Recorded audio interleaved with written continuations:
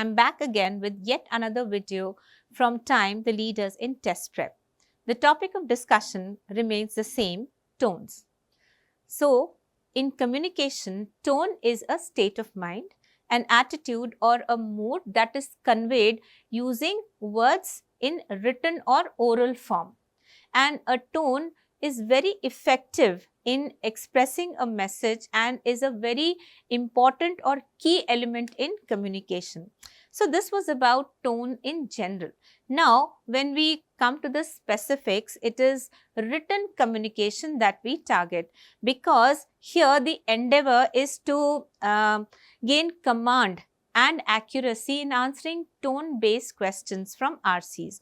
So, in written communication, tones in written communication are more or less similar to the ones in oral communication, but in written communication, the purpose that tones serve is more than what they do in just plain and simple words. So, tone helps an author convey his or her feelings, state of mind, opinion, belief, etc. But they don't stop at that.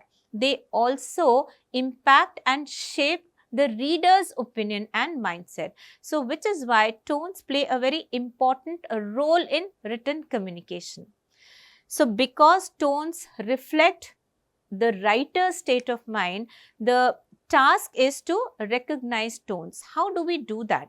When we come across a piece of writing, then we need to focus on a few key elements of writing, beginning with selection of language, then the sentence structure and other stylistic elements that will help us recognize tones. So, the objective of today's discussion is to understand how tones are important and how to gauge them in reading comprehension passages. Okay, so we come to identifying tones in RCs. That's a topic for discussion.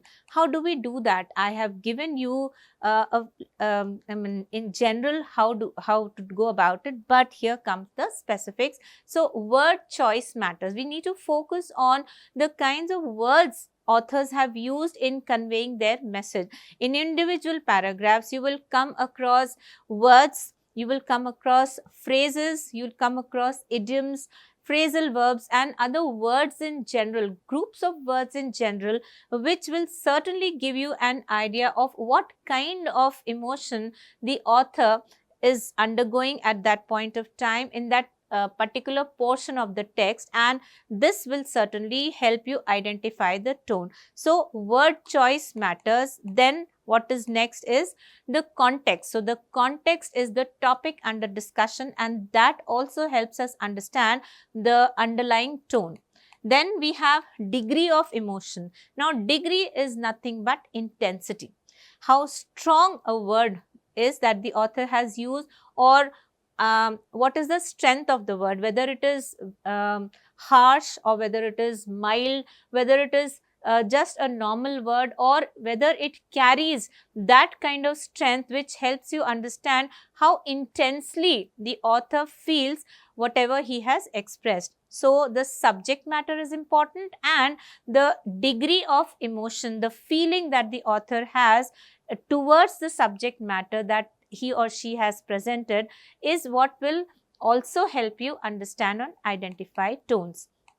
Then contrast and irony. So, what are these elements in written communication are also important, and they help us in recognizing and identifying tones in different paragraphs. So, strong adjectives, sarcasm or extreme language, these offer a negative understanding, or they often reveal something which is very negative, and so they lead us towards identifying the emotion as very, very negative, while balance and neutral wording suggests objectivity. So, we know that tones are classified as positive, neutral and negative, and of course, keeping in mind the strength of words used, we are able to successfully identify and label terms under any of these categories. Then we need to look at whether the author is analyzing, criticizing, praising or narrating. So the style of writing is also equally important, and if we are able to gauge or analyze the style as to what the author is trying to do, what is the purpose behind presenting whatever the author has presented, then this also helps us identify the tone or the emotions in the form of those words that we come across in written text. After that, we get to know what kind of tone is being used by the author. So all of these together help us in identifying and classifying the tone of a particular excerpt. Okay, so further, what do we have? We have these questions that we need to ask ourselves when we come across any piece of writing. Is the passage mildly amused or outright mocking? Then is the author slightly skeptical or deeply cynical? There are small shifts in intensity and they change the tone significantly. So when you come across anything, any piece of writing and you go through it, it is not just a superficial reading that you should give it. You should always ask yourself this question: what is it that the author is trying to do? What is the emotion that the author is conveying? Is he amused mildly or intensely? Is he being sarcastic? Is he trying to depict something which is very strong, or something which is in a very, he is saying something in a very jovial or jocular manner? Is he being doubtful about something? Is there any suspicion in whatever he has expressed? Is he bitter about something? Is he cynical? Is he full of resentment? So all these kind of questions, when you go through a written piece, will certainly help you identify the underlying emotions that the authors try to convey. Okay, so when we are able to gauge these slight shifts or interpret that there is something that has changed from one part of a text to another, it helps you understand in a better way the emotion in that portion of the text. If the author says one thing but means another, be alert to irony or sarcasm. So for this, you also need to know these figures of speech and stay tuned to my videos, because in the next or upcoming videos, I will take you through literary devices which will help you understand tones more clearly and more effectively. Okay, now we have this exercise again where there are tones or words that convey tones, and we need to label them and of course understand why they are what they are. So we have paradoxical, and paradoxical is considered to be a negative tone because it presents something that is self-contradictory and often ends up leaving the reader confused, or is also considered to be misleading. So whenever there is something which contradicts the same thing in the same sentence, then we end up getting confused. We don't understand why the author has said something which is so opposing. So there is a positive idea and immediately it is contradicted by something which is negative, and this is a paradoxical presentation, and this reflects negativity. Then we have condescending. Condescending is always considered to be a negative tone because here the author displays a sense of superiority and patronization, indicating that the subject matter at hand, be it about a situation, an event or a person, is something the author considers inferior, and which is why the author adopts a condescending attitude, which is negative.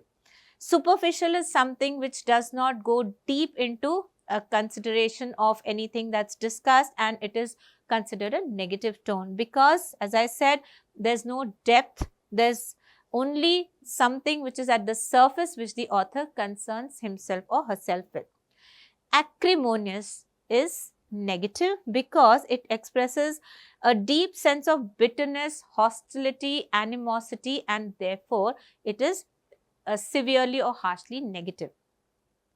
Indignant. Now, why is indignant negative? Is because somebody who considers himself to be wronged justifiably expresses or experiences this kind of anger. So, indignation is negative because the person or the author or a character about whom the author has narrated something feels that some wrong has been done to that person, and therefore this feeling is experienced or this emotion surfaces. So, it is about anger or being angry, often justifiably, about perceived unfairness or injustice.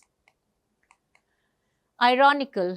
Ironical is considered to be a neutral tone because it highlights contrast between expectation and reality. So, in a sense, it balances out emotions, and which is why we consider irony to be neutral. Exaggerating is negative because it overstates, it magnifies or goes beyond reality, and it is more than what the actual or real picture is. Cynical is negative because it conveys distrust, or it distrusts the sincerity or loyalty of somebody or something, assumes self-interest in others.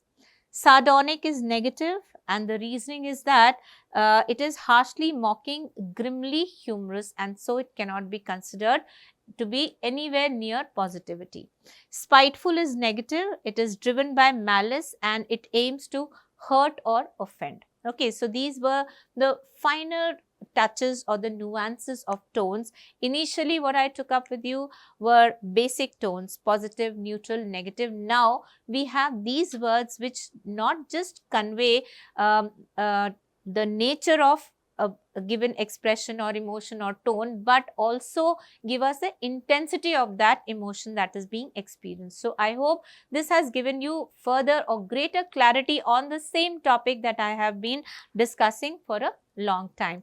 Okay, so please practice with this, and I'll come back soon with more on tones. Okay, thank you.